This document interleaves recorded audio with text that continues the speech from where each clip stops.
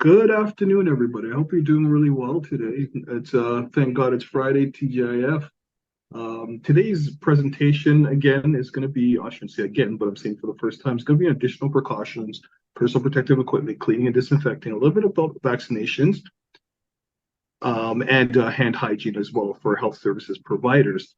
Today we won't be too long, so I won't be boring you guys too often or too much. I'm gonna make this as interesting as possible as it's IPAC. So without further ado, let me begin this presentation. So my objective right now today is to talk about personal protective equipment. Why do we wear it? When should PPEs be worn? Where should PPEs be stored? How to wear PPEs correctly? We're talking about hand hygiene audits, and we're getting a little bit in cleaning and disinfecting as well. And then I'm going to update you with the vaccination changes for 2023, 2024 for influenza. And as of, I think it was yesterday, there's been some more updates. As I've been telling everybody at all the tables that I sit at, I'm going to be updating everybody as time progresses over the next coming days. You'll be getting quite a few emails from me, which you have if you haven't already over the last couple of days. So, personal protective equipment. Why do we wear it? Typically, personal protective equipment is going to be your gowns, your gloves, your mask, your eye protection. During any positive COVID outbreaks that you may have in your institution, that's when we tend to recommend gloves, gowns, masks, and face shield as well. So stay tuned for that as things progress into the COVID season. Eye protection becomes very important, especially when dealing with someone who's been a positive case of COVID, and that you can be infected through your T-zone as well, which is your eyes, your nose, and your mouth. So medical/procedure masks are worn to prevent infections. And guys, as I read, I'm going to be talking because I know the subject so well. I might not be talking about things on the screen, but along the lines of what's on the screen. So masks are typically worn to prevent any infections from staff to client or patient, or client to patient back to staff, or staff to staff. Our masks should be worn in a way that will prevent the spread of any infectious disease. So as I always tell everyone, like I did a session yesterday, as soon as your mask gets watery, gets wet, throw it out. Discard it as frequently as possible. Whenever you're leaving a room, we like to call that during your moment four, when you finish leaving the room, you're going to sanitize your hands. Again, we ask that you take off all your PPEs prior, so we call it doffing, and then move your mask as well, sanitize your hand, and leave the room. Masks should be handled in a way too to minimize any cross contamination as well. So if you are one of those situations where you have to reuse your mask and you're putting it down, you must put it down in an area that's clean, that has is very clean in terms of where it is, so a little chance for cross contamination, and on top of that, where it can be dried as well. So a nice clean paper towel or paper bag as well. They're to be worn properly, which we'll get into a little bit more as we move into this section. Again, PPEs are always based on the interaction between ourselves and our clients, or our patients or our residents. I myself, I'm an IPAC manager for a hospital downtown. And whenever we have clients or patients or interact with any of the patients in the hospital, I'm ensuring that I'm wearing my PPEs properly. So if I'm dealing with a client who maybe have a double lung transplant, maybe under droplet contact precautions, may have multi-drug resistant pseudomonas, I wear full garb. So mask, gloves, gown, and in some cases, depending if it's any other infectious disease, I'll even wear booties, which we do whenever we're dealing with bed bug outbreaks. So it's to ensure that I'm protected when I'm interacting with my patients or with the patients. Likely mode of transmission of infectious diseases, again, it prevents anyone from acquiring infectious disease. And one of the things that we base it on as well is your risk assessment. So as I always said to everybody, before you start to do any form of treatment, it's great to do or provide any support, be it as a client or to a resident. It's great that you do some form of point of care risk assessment. What do I need? Do I need this? Do I need a gown? Do I need a mask? Do I need gloves? There's a lot of responsibilities too when based with PPEs. Some of the responsibilities for employers would be providing PPEs that are suitable to the task, quick and easy access. We have a massive amount of PPEs here. We don't have them under lock and key. They're always available to staff. They can get them, and they're to be used whenever we run into a situation. For instance, one of our facilities is in a bed bug outbreak. The other one's in a COVID outbreak. One, we're going to be using a lot of contact precautions. The other one's going to be a lot of droplet contact precautions, PPEs that will be worn when handling these patients. So we always have to make sure that these PPEs are accessible because you never know when you're going to go into outbreak. And they have to be in the area, and they have to be PPEs that are for the task, made for the task, suitable for the task. And in terms of quality as well, we don't want to buy cheap PPEs at all for our staff. Workers as well have a responsibility. That's to wear the PPE properly, hopefully be trained on how to put it on, so how to don and doff properly, and to report to employer supervisor if PPEs are not available, is not appropriate for the task, or is damaged as well. Those are some of the responsibilities that we have. One thing I like to tell everyone is when we're dealing with PPEs as well, I like to know, whenever donning or even doffing, it's a great practice to always sanitize your hands as often as possible. I will get into the process a little bit later, and I'll tell you when your hands should be sanitized, and that's during donning and during doffing as well. But we'll get into that a little bit more later on into the presentation. Gloves. Gloves are very important in that they protect us from, again, acquiring an infectious disease from any one of our patients or our clients. Gloves should be worn when dealing with direct care with patients or clients or residents. So if I'm touching a client's wound, or if I'm cleaning up a client's bed or a client's area, gloves should be worn. They do protect our hands from contamination, from equipment and from the environment, and from cuts and bruises, which would be bodily fluids, blood, and non-intact skin or mucous membranes from those who we are supporting. They are available in many sizes. And what I like to tell a lot of people is when you're buying gloves and you're using gloves, you have to ensure that you're wearing the right type of gloves. And the right type of gloves, especially for this season, is going to be your latex gloves and your nitrile gloves. Nitriles are going to be very expensive, really good in holding integrity. But if you're looking for something that's cost effective, that will work. That's when we get into our vinyls, which is heavily worn in healthcare settings as well, and very popular. Choice of gloves. Again, we do not want to be using latex, powdered gloves, or copolymer gloves whatsoever. Those do not work. Those used to be worn back in the day, maybe 25 years ago as I aged myself. When I first started public health, I used to see a lot of those copolymer gloves being worn. Those are no longer acceptable whatsoever in the workplace or in a healthcare setting, unless maybe you're working in the kitchen and you're doing something that is not considered a high risk task as well. Gloves shouldn't be worn, I guess, when pushing someone in a wheelchair, if shaking hands, or just a casual touch of intact skin. As for a process of wearing gloves for that at all. Another thing is always changing your gloves. Gloves should be changed regularly in between staff. So what I like to see whenever I do audits within the hospitals that I work at, I like to see that gloves are being worn constantly and being changed constantly as well. Gloves cannot be washed because if you wash them, they'll lose their integrity. They're no longer be able to wear them properly anymore. In that, whenever you perform a task, there's always that strong risk that it will rip. Therefore, leaving you exposed to whatever issue, whatever infectious disease this person or person may have as well. So it's a very good idea to routinely change your gloves as regularly as possible and never wash your gloves as well.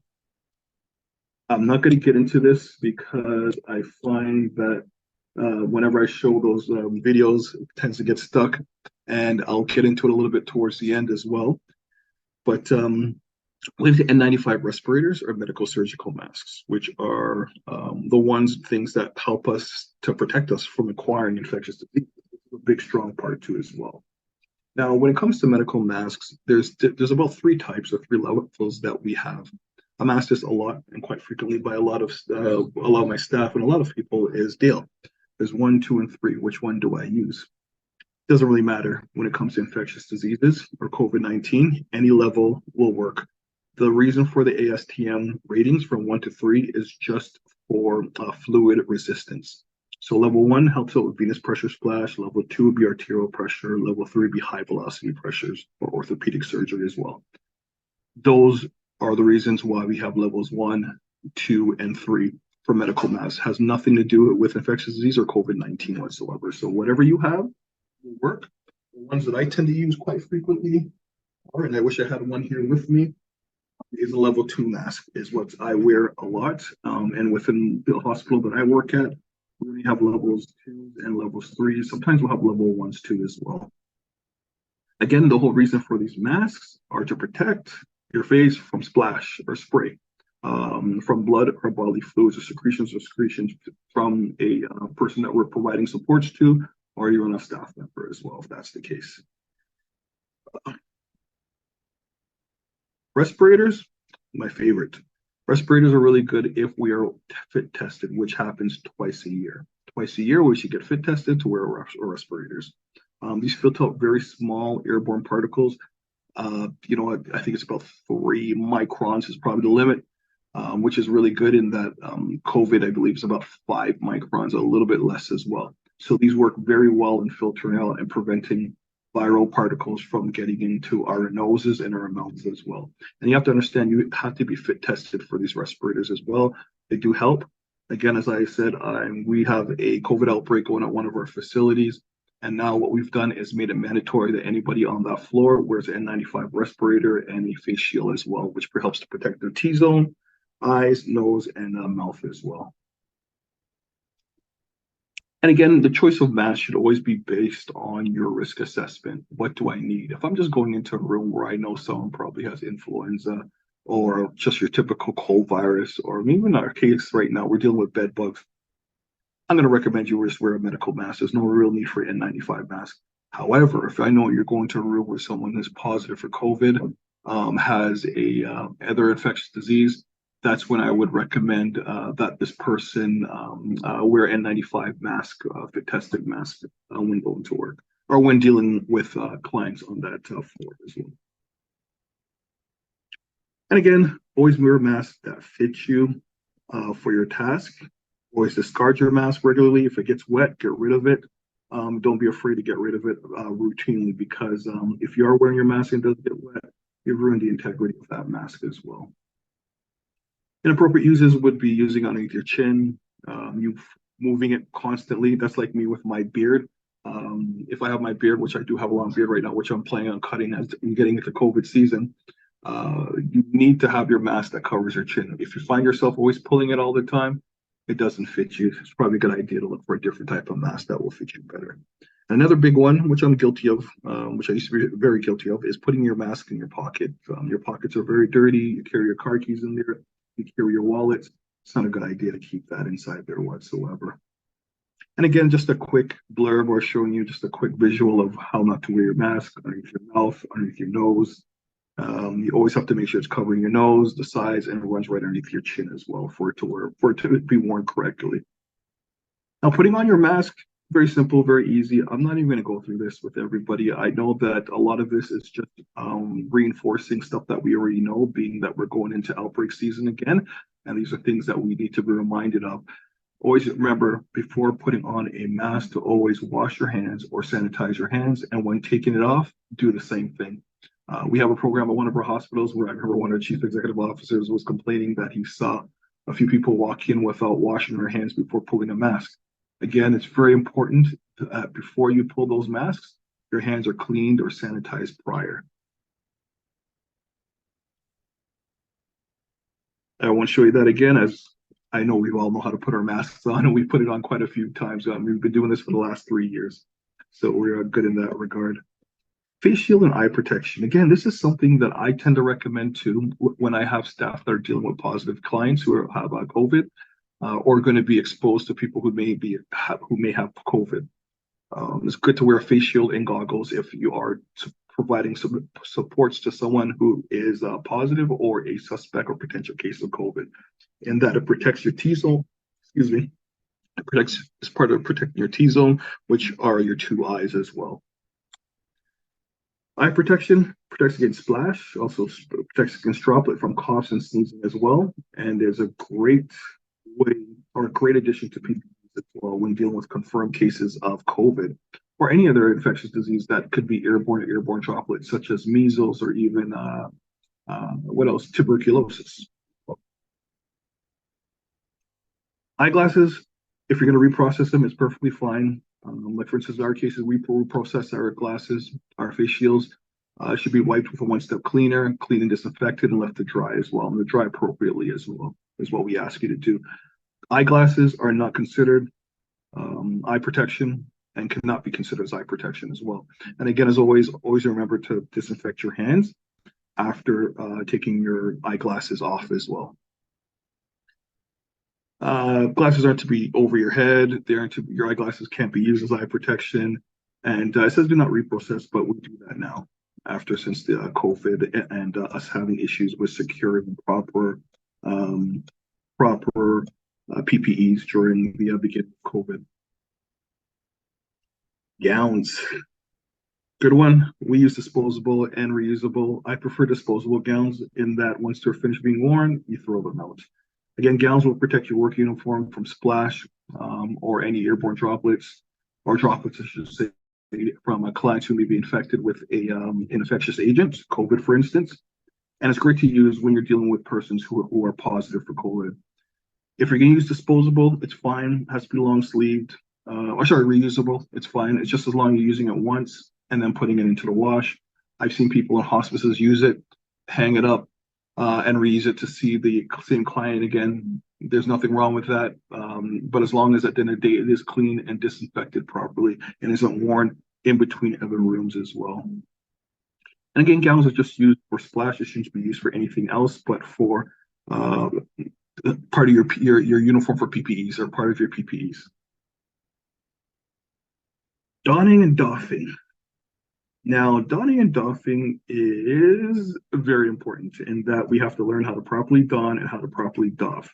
All right, so as we talk about PPEs again, it helps to prevent transmission of infectious diseases that I stated early on from patient to patient, patient to healthcare provider to patient, and healthcare provider to healthcare provider. And is used alone or in combination. So as many times, for instance, I had a bed bug outbreak at our one of our units, and we decided to do contact precautions. What we ended up doing is putting everybody in booty or in jumpsuits in full precautions, full jumpsuit, mask, gown, face shield, the whole 9 yards. And it was because we're dealing with bed bugs, which also jump on your body or skin.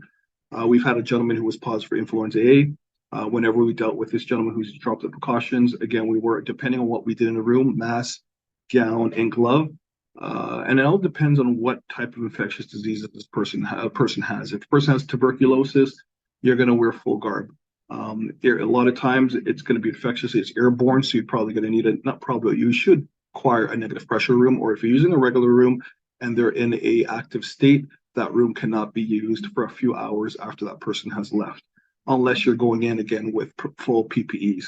So you always have to do a point of care risk assessment prior to putting on your PPE.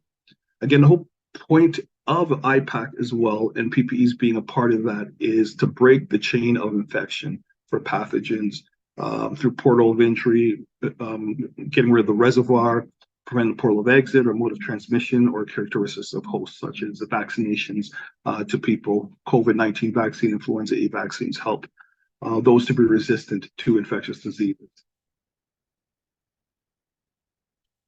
And again, we always talk about the Swiss cheese effect. I love this. As everyone here probably knows, I used to fly at one time as a pilot. We always joke around about accidents happening based on the Swiss cheese effect. We put up multiple barriers in place in helping us to prevent the spread of disease. So we put up cleaning hands, we mask, we do physical distance, we do ventilation, we have administrative control measures in place where people stay home when sick, and we also implement vaccinations. Who can take them? Who can tolerate? Hierarchy of control. The reason I put this here is I want you to understand where PPEs fit in this. If there's a hazard, we're going to try to eliminate. We're going to try to substitute it, or we're going to implement some kind of engineering control measures to contain the hazard, and that's usually cleaning and ventilation. That doesn't work, then we implement administrative controls, which is physical distancing, vaccination programs. And when all else fails and we have no other mode, PPEs is what we use, which is mask, respirator, gowns, gloves, and eye protection.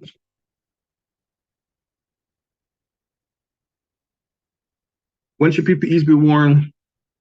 Prior to going into the room, or when someone has a known infectious disease or infectious agent. Again, as I said, I love the hospital that I'm at here. Uh, we have these little placards on a door, which are very easy. You pull across, you see whether or not the person's on contact, droplet contact, or just droplet precautions. And based on that alone, you'll know what type of PPE you'll be wearing. So these are some of the questions that you should be asking prior, like what is the contact I'm going to have with this client or client environment? Is there a risk of splash? Is contact with mucous membrane, non-intact skin, blood and bodily fluids expected? What is the client's emotional cognitive condition is a big one too as well. Is the client displaying symptoms of infection? Is the client able and willing to perform hand hygiene? And is the client fully vaccinated and tolerates masks as well? Some of the questions you're going to ask yourself prior to donning on the PPE. Again, are we dealing with contact precautions, droplet or airborne precautions?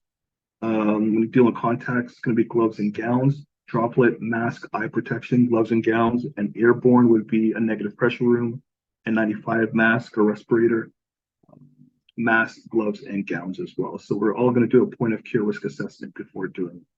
And where to store it, again, as I mentioned early on in the hospital I work at here, we have it wide open for everyone to use, at least 2 to 3 weeks accessible to staff and clients, because we never know where you're going to run into outbreaks. We had someone who just tested positive during the weekend, which spurred on enhanced surveillance on all of our units, which meant that it's going to be a large use of PPEs. They had to be accessible on the weekend when management was around or when certain people weren't around to open any areas. So we have to make them accessible. Just give you a quick example of a place that I inspected or audited a couple of years ago, which was really well organized. I know everyone's probably seen this picture already in the past, but it's just an explanation of how to store PPEs and when to store them as well. As we move further, we get into hand hygiene, the single most effective way to stop the spread of disease and infections. And it's very easy. Water and soap if your hands are soiled, or ABHR, alcohol-based hand rubs, 70-90% isopropyl alcohol in all healthcare settings. 15 seconds is how long you should rub, and your hand should be wet. It should be enough of the ABHR on your hand to keep it sanitized and wet as well. Here at my facilities that I manage, we do quite a few audits. We try to get to about 300 to 400 audits per month in every facility, and that's over. One unit facility has 6 floors, the other one has about 5, and our other one is 2. And there's always going to be audits continuous. We have audit or champions. That would probably be a good idea for us in community support services, where we have people who are a part of IPAC who go out there and do audits for us and ensure that other staff members are washing their hands properly or putting on PPEs as required and done properly as well. And even when we talk about hand hygiene, we talk about 4 moments of hand hygiene. This is what you're doing your audits on as well, which are the moments. So moment 1 is usually before initial client environment contact. You're washing your hands before aseptic or clean procedures, after bodily fluid or exposure risk, or after client environment contact. You should always wash your hands at all times. And in terms of auditing, and I'm not going to get into this per se, but it's a good idea to audit staff to ensure that they are washing their hands properly. They are putting their PPEs on properly. And that was the whole reason for today's session, is just to reinforce things that we already know. Even in the hospitals I work at, we got physicians that are IPAC physicians for you that sometimes forget things past their brains, and they forget. So it's just to reinforce how to put your PPEs on and how to doff again. So how to don, how to doff, and just a reminder that as you're moving into outbreak season, it is heavily reinforced that we should always wash our hands constantly and frequently. And just understanding too as well, after washing your hands, there should be some form of moisturizing program so your hands don't become chapped and dry, which causes another issue or problem down the road. But wash your hands frequently will help to reduce, mind you enough, help to reduce the amount of outbreaks you go into. That and cleaning and disinfecting, the 2 big ones in a long term, in a health sector, community support services. Environmental cleaning and disinfecting, as I mentioned. Again, I'm just going through these somewhat just as a reminder, so everyone remembers. Always remember that cleaning and disinfecting has a very important role in your facility. Facilities that I work at, One of them, they tend to be really good. Cleaning and disinfecting environmental services is really good. They understand what to do, what needs to get done. Ensuring that there's always a DIN number on all the things that we buy. There's an expiry date, it's not expired. We use a lot of one-step cleaners. Example, we use, I don't know if you can see up there, we are using Cavicide, which is our most important one. Between 1 to 2. Hey Dale, I think your voice is disconnecting just a little bit. Oh, okay, can you hear me now? Yeah. Okay, perfect. We like to use Cavicide wipes, which is the thing of choice where I work really well. The only thing with Cavicide wipes is you have to also take into consideration that PPEs are need to be worn, which are gloves, because they can get harsh. But this is accelerated hydrogen peroxide. It's tuberculocidal, bactericidal, fungicidal, virucidal, and it works really well at keeping places or healthcare sectors clean as well. Always taking consideration, I'm going to reinforce that, contact times as well. Your contact times are very important in that they are to be wet, the surface is to be wet for that contact time. So with Cavicide, it's between 1 to 3 minutes, depending on what you're using. Excel hydrogen peroxide, ensure that that surface is wet at all times. One of the big things I like to also mention when coming to cleaning and disinfecting is ensuring that you're using a test strip if you're using any automated dispensers or measuring cups to mix your concentration or mix your disinfectant. The reason why I reinforce that is a lot of times I've been to places where I've done outbreak management meetings and they said, okay, let's do an audit. And I look around, I check their disinfectant. I'm like, hold on, do you have test strips for that? Like, no, how do you know that what you have in your bucket is the right concentration? Well, it came out of the automated dispenser. I'm like, how do you know that's not working? I don't know. I'm like, okay, let's try it out. And I've gone in a situation where I've dipped it in. I'm like, oh, there's hardly any disinfectant in here. We have an issue. And that's probably the reason why we keep on running into outbreaks here. So be very cognizant to ensure that whatever you're using to just clean and disinfect is being checked regularly, that it's meeting the right concentration for disinfectants as well. And that's a big one, very big one, especially now that we're going into COVID season. It's good to ensure that those things are taken care of as well. In terms of training, health and safety considerations will be talked about in terms of PPEs have to be addressed if it requires that. Knowing what the active ingredients is, the contact times, and how to mix it properly is what you definitely need to know. And then kind of repeating myself, tracking expiration dates, reviewing mixing logs, and using test strips at the end of the day.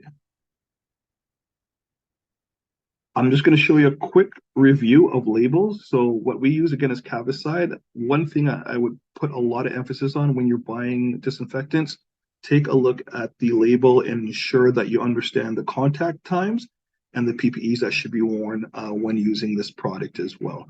You're very cognizant of that. Another one we use is Preempt RTU, which is very popular. It works really well. This is a 3-minute contact time. And we tend to use this regularly in and around our kitchen, in and around our storage units downstairs. And they're 2-in-1, so meaning one step as well. Again, it's virucidal, bactericidal, fungicidal, and tuberculocidal as well, with 3-minute contact times for disinfectant. And then just a couple other ones. This is a quat that's used to sanitize as well. Don't use it too often. Tends to be used in and around or closer to the kitchen. And it's a very good disinfectant. And then Lysol. I know a lot of agencies are using Lysol. It can be used.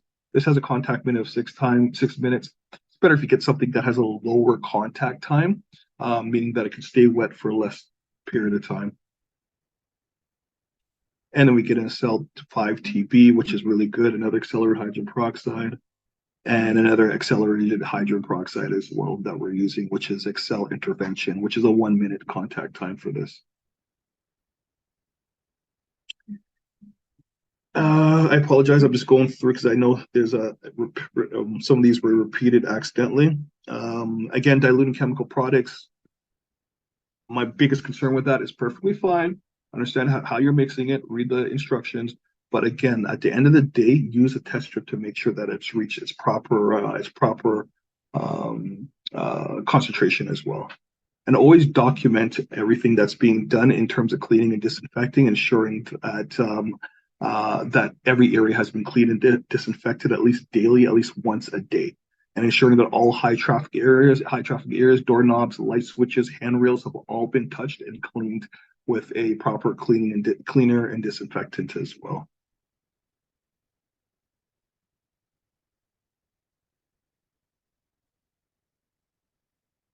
In terms of process, I'm just going to go through this fairly quickly. Again, low to high touch services, clean the dirty areas, top to bottom.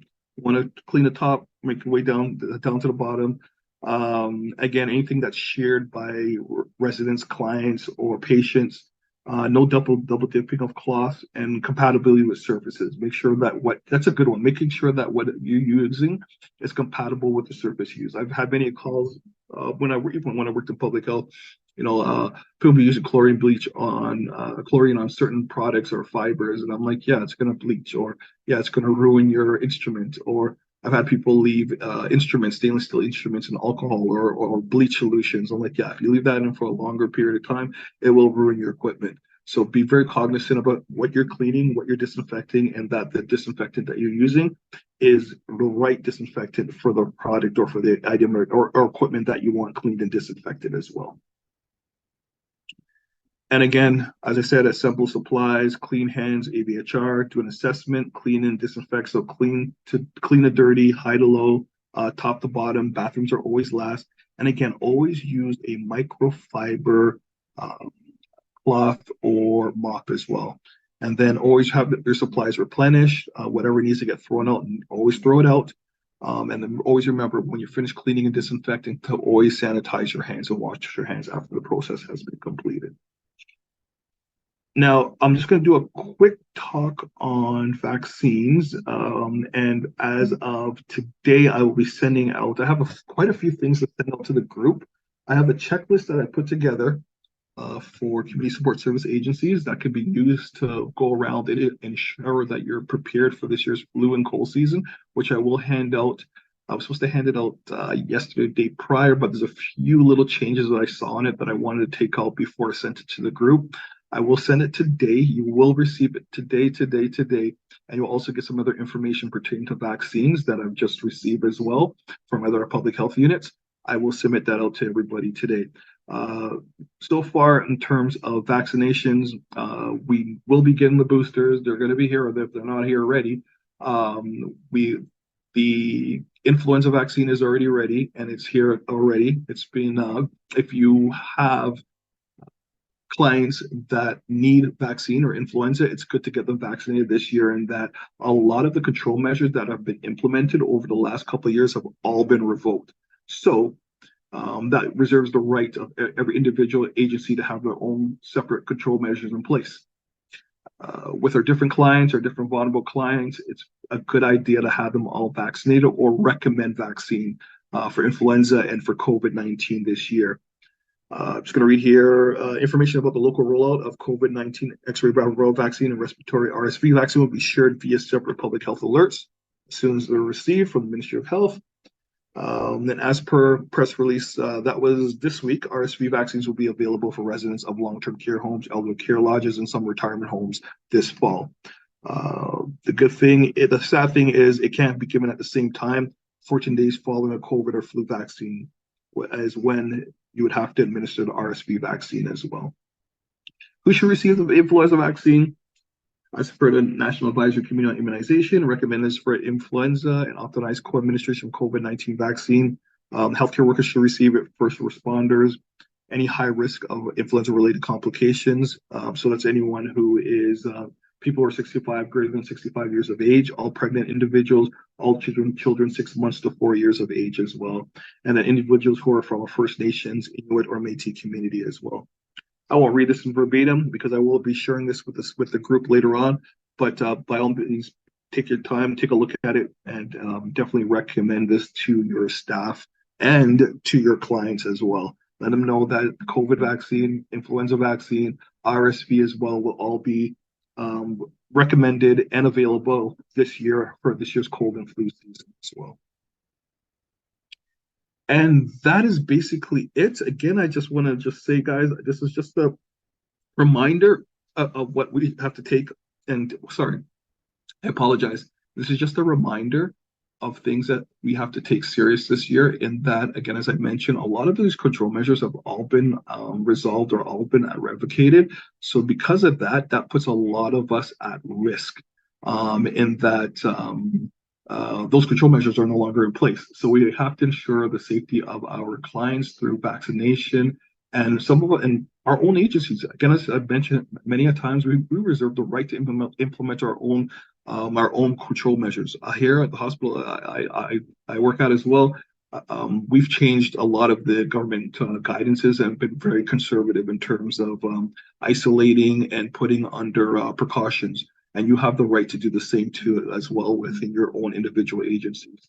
And always take that into consideration. And if you want to discuss it, by all means, you have my name, my number, my address. You can give me a call anytime you see fit. I am here and available.